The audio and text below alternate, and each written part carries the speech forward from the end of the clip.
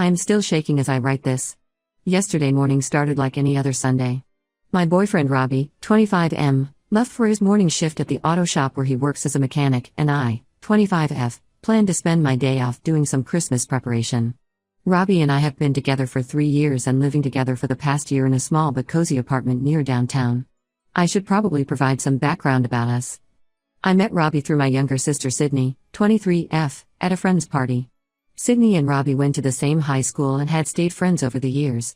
When Sydney introduced us, Robbie was immediately different from any guy I had dated before. He was kind, attentive, and genuinely interested in getting to know me. Our relationship progressed naturally, and within 6 months, we were officially a couple. Sydney was thrilled about our relationship. She often joked about how she was the best wingwoman ever and deserved credit for our happiness. We spent a lot of time together, the three of us, since Sydney and I have always been extremely close. After losing our parents in a tragic car accident 5 years ago, Sydney was all the family I had left. I practically raised her through her last years of high school while juggling college and a part-time job myself. Robbie was incredibly supportive during the tough times. He understood our close bond and never complained when Sydney would show up unannounced or when I had to cancel plans to help her with something. He became like family to us both. We even started talking about marriage recently, looking at rings online and discussing our future together. Yesterday morning, everything seemed normal. Robbie gave me a kiss goodbye before leaving for work at 7 a.m. He seemed his usual self, maybe a bit distracted but nothing unusual. I had planned to make Christmas cookies since Sydney was supposed to come over later to help decorate them. We do this every year, it's one of our sister traditions that we've maintained since our mom passed. I started my day by gathering ingredients for the cookie dough. While measuring out flour and sugar, I noticed our laundry basket was overflowing. I decided to multitask, mixing dough and doing laundry simultaneously. I spent the morning going back and forth between the kitchen and laundry room, mixing ingredients during the wash cycles and transferring loads between batches of dough. Sydney stopped by around noon as planned. She seemed a bit rushed and only stayed for about an hour, saying she had to get to work. I didn't think much of it at the time. She often picks up extra shifts at the cafe where she works. She saw me mixing dough and doing laundry, even joked about how domestic I was being. Everything was normal until last night when Robbie came home from work. I had already gone to bed since I had an early morning shift the next day. I was startled awake by Robbie roughly shaking my shoulder. At first, in my confused state, I thought something terrible had happened, maybe another accident like the one that took our parents. But then Robbie started yelling about how he had caught me cheating. I sat up, completely disoriented, thinking I must be having a nightmare. Robbie then pulled out his phone and revealed that he had set up an old phone in our living room to record any sounds while he was gone. My initial reaction wasn't even anger about being recorded. I was too confused by his accusation to process that violation yet. He played the audio for me, and all I could hear were normal household sounds, me mixing cookie dough, the washer running, me coughing occasionally, the sound of water running when I washed my hands, and the noise of me transferring laundry from washer to dryer. But Robbie was convinced he could hear what he described as heavy breathing and what he claimed was someone removing a condom. I was shocked and tried explaining everything I had done that day. I mentioned Sydney's visit, thinking that would help verify my story. I even called Sydney right then and there, despite it being almost midnight. She answered, sounding groggy, and confirmed everything, that she had stopped by while I was making cookie dough and saw nothing suspicious. Instead of believing us, Robbie became even more agitated. He accused Sydney of lying to cover for me, saying he couldn't believe she would stoop so low. He grabbed my phone and started going through it, finding nothing suspicious because there was nothing to find. Still, he kept insisting that the audio proved I was cheating. I started crying, repeatedly telling him that I had done nothing wrong. I reminded him of our whole relationship, our future plans, asked him why I would throw all that away. The more I tried to explain, the more frustrated he became. Finally, I pointed out how strange it was for him to secretly record me in our own home. I suggested that maybe he was the one hiding something, which only made him angrier. Robbie then announced he was going to stay with his friend Andrew. He threw some clothes in a bag while I sat on the floor of our bedroom, crying and feeling completely helpless. Before he left, he said he needed time to think about whether he could ever trust me again, as if I was the one who had broken trust by simply existing in our apartment and doing chores. I haven't slept since he left. I keep replaying everything in my head, trying to understand what normal household sounds could have been misinterpreted so badly. The feeling of being recorded in my own home without my knowledge makes me physically ill. Even if we somehow move past this, how can I ever feel comfortable in my own home knowing he might be recording me? This whole situation feels surreal. In 3 years together, Robbie has never shown this level of paranoia or distrust. He's always been caring and understanding. We've never even had major fights before this. I've never given him any reason to doubt me and have never cheated in my life. The worst part is being accused of something I didn't do and having no way to prove my innocence. I don't know where to go from here. How do you defend yourself against accusations based on the sound of cookie dough being mixed and laundry being done? How do you prove you didn't do something? The whole thing makes me feel crazy, like I'm trapped in some bizarre nightmare that I can't wake up from. Update 1: It has been a week since Robbie stormed out after accusing me of cheating. The past 7 days have been a blur of sleepless nights and constant anxiety. Robbie hasn't been home since then, only sending occasional texts saying he needed space to think things through. I spent the whole week feeling devastated and questioning every moment of our relationship. Yesterday, I finally discovered the real reason behind his bizarre behavior, and I am still struggling to process the magnitude of this betrayal. I had spent most of the week barely functioning. Our apartment felt too quiet, too empty. Every time I looked at the living room, I wondered where exactly he had hidden that phone to record me. I couldn't focus at work, couldn't eat properly, and kept expecting to wake up and find out this was all just a bad dream. Yesterday morning, I ran out of basic supplies at home. I hadn't gone grocery shopping all week, surviving on delivery and whatever was left in the pantry. I decided to drive to the store near Sydney's apartment since it was usually less crowded than the one near me. As I was walking through the parking lot, I noticed Robbie's distinctive blue Honda Civic parked there. At first, I thought it must be a coincidence. Maybe he was shopping too. But then I remembered that Andrew, the friend he claimed to be staying with, lived in the complete opposite direction of this area. Something felt off about the whole situation. After everything that had happened, I decided to trust my gut and check on Sydney. I still had the spare key Sydney gave me for emergencies after our parents died. We had always kept spare keys to each other's places, just in case. As I approached her apartment door, I could hear familiar voices inside. My heart started racing as I recognized both Robbie and Sydney's voices, though I couldn't make out what they were saying. With shaking hands, I inserted the key and opened the door. The scene that greeted me felt like another punch to my already bruised heart.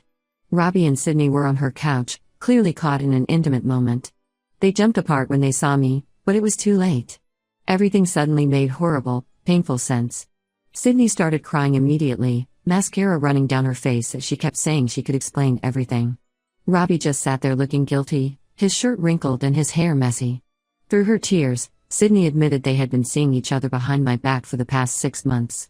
The recording incident was their planned way to make me look bad so Robbie could end things with me without looking like the bad guy. I felt like all the air had been sucked out of the room. My own sister and my boyfriend had not only been having an affair but had deliberately conspired to gaslight me and make me question my sanity. Sydney went on to explain between sobs that she and Robbie had reconnected at a party 6 months ago when I was away visiting our aunt. What started as innocent catching up led to drinks, which led to more. They started meeting secretly after that, unable or unwilling to stop despite knowing how wrong it was. The worst part was learning that the whole cookie baking day had been orchestrated. Sydney had suggested I make Christmas cookies that Sunday, knowing Robbie would set up the recording. She came over briefly to establish her presence on the recording, making it easier to back up my story later when Robbie confronted me. They thought this would make me appear more credible when I inevitably mentioned her visit, only to have Robbie dramatically refuse to believe both of us.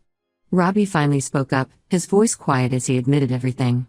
He said they had been planning to reveal their relationship eventually but wanted to do it in a way that wouldn't make them look like the bad guys. The recording scheme was their way of creating enough doubt about my character to justify him leaving me. He claimed they were in love and hadn't meant to hurt me this way, as if that somehow made their betrayal any better. Sydney kept crying and saying she was sorry, that she had wanted to tell me many times but couldn't find the courage. She talked about how guilty she felt every time we had sister nights or family dinners, how hard it was to keep lying to my face. All I could think about was how she had watched me cry on the phone this past week, pretending to comfort me while knowing she was the cause of my pain. I stood there looking at the two people I trusted most in the world, feeling completely numb. The sister I had helped raise after losing our parents, the one I had sacrificed so much for, and the man I thought I would marry had betrayed me in the worst possible way. All those times Sydney came over to spend time with me, all the family dinners, all the moments we shared, everything felt tainted now.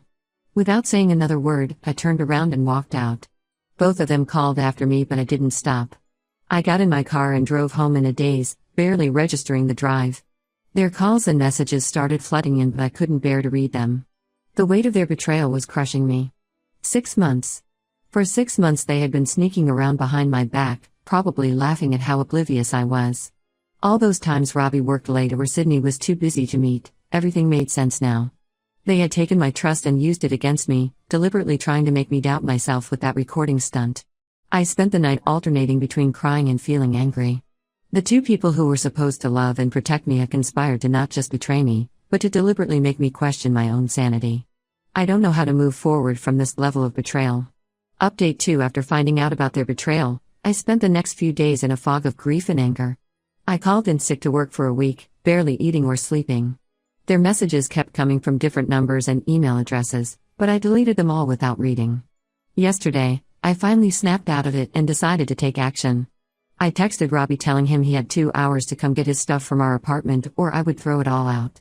He tried calling immediately, but I had already blocked him everywhere except email, which I kept open only for necessary communication about moving his things and breaking our lease. Robbie showed up within an hour, without Sydney. I had already packed all his things in garbage bags and boxes, placing them in the hallway outside our apartment. I threw away all the small items and toiletries. If he wanted new toothpaste, he could buy it himself. When he tried to come inside to talk, saying we needed to discuss things properly, I refused to open the door.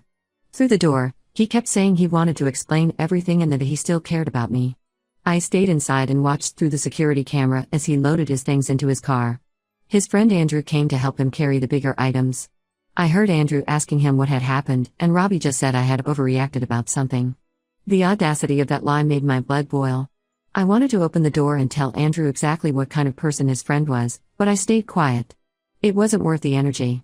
After they left, I did a thorough search of the apartment to make sure I hadn't missed anything belonging to him. That's when I found another recording device hidden behind some books in our bedroom. The anger that surged through me in that moment was overwhelming. Not only had he recorded the living room, but he had also invaded my privacy in our bedroom. I smashed the device and threw it in the dumpster along with some photos of Robbie I found while cleaning. Sydney has been bombarding me with messages from different numbers since I blocked her original one. She even got our aunt involved, who called to tell me that Sydney was extremely sorry and devastated. I told our aunt everything that had happened, including how they had planned to make me look crazy with the recording. Our aunt was shocked and stopped defending Sydney immediately. The hardest part was deleting all the photos from my phone. 3 years of memories, family gatherings, holidays, and trips, all tainted now by their betrayal. I found myself looking at old pictures of Sydney and me from before all this, back when she was just my little sister who I thought would always have my back. The photos of us as kids, her high school graduation where I sat in the front row cheering her on, all the Christmas cookie baking sessions, those hurt the most to delete. I changed the locks on my apartment door even though Robbie had returned his key. I couldn't shake the feeling that he might have made copies, especially after finding that second recording device. I also canceled our shared Netflix and Spotify accounts that I had been paying for. It was petty, but it felt good to cut every single tie. Some mutual friends reached out after hearing what happened. Most were supportive, but a few suggested I should at least hear them out because they seemed genuinely sorry. One friend even said that sometimes people can't help who they fall in love with. I blocked those friends too. Anyone who thought I should give a second chance to people who deliberately tried to gaslight me wasn't really my friend. Last night, I got an email from Robbie saying he had left some important work documents in the apartment. I knew this was just another attempt to see me. I replied telling him that I had thoroughly checked the apartment and thrown out anything I found. If he really had left something important, it was in the dumpster now with the smashed recording device. He hasn't responded. There's a strange sense of peace that comes with cutting toxic people out of your life, even if those people were once the closest to you. Every time I feel a moment of weakness or sadness, I remember how they plotted and schemed to make me question my own sanity. That's all I need to stay strong in my decision. Update 3: It has been 3 months since I cut both Robbie and Sydney out of my life. A lot has changed since then. I moved to a different apartment in another part of town last month. I couldn't stay in the old place where every corner reminded me of their betrayal. The new apartment is smaller, but it feels like a fresh start. Last week, Sydney tried to ambush me at my workplace. I was walking to my car after finishing my evening shift when I saw her waiting in the parking lot. She looked thinner than I remembered, with dark circles under her eyes. She started walking towards me, crying and saying she missed me, that she needed her big sister back. I walked straight past her to my car while she followed me, begging for forgiveness and saying she'd do anything to make things right. I got in my car and drove away without saying a word, leaving her standing there crying in the parking lot. Later that day, I informed my workplace security about her and showed them her picture. They were very understanding and assured me she wouldn't be allowed on the premises again. I also filed an incident report with HR just to be safe. Robbie made one last attempt to contact me through a mutual friend. He had apparently found some of my old journals and photo albums while unpacking at his new place. He wanted to return them, claiming they might have sentimental value to me. I told the friend to tell him to donate everything to Goodwill or throw it in the trash.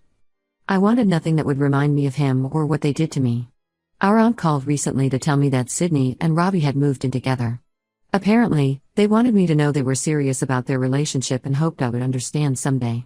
I hung up on her. The next day I sent our aunt a long email explaining that while I appreciated her trying to keep peace in the family, I never wanted to hear about Sydney or Robbie again. I told her any future attempts to pass messages between us would result in me cutting contact with her too. The new apartment feels peaceful now. No hidden recording devices, no lies, no betrayal. I bought all new furniture and decorated it completely differently from my old place. Some days are harder than others, especially when I see sisters together or when something reminds me of our parents. But I'm slowly rebuilding my life on my own terms. I deleted all my social media accounts and created new ones, carefully choosing who to add back. My circle is smaller now but more trustworthy. I lost some mutual friends in the process, but the ones who stayed have been incredibly supportive. They never mentioned Sydney or Robbie, and they respect my boundaries without question. Yesterday I received a wedding invitation from my cousin Emma. Sydney will obviously be there since she's family. After thinking it over, I decided not to attend. I sent Emma a nice gift and a note explaining my absence. She called me later to say she completely understood and supported my decision to maintain firm boundaries.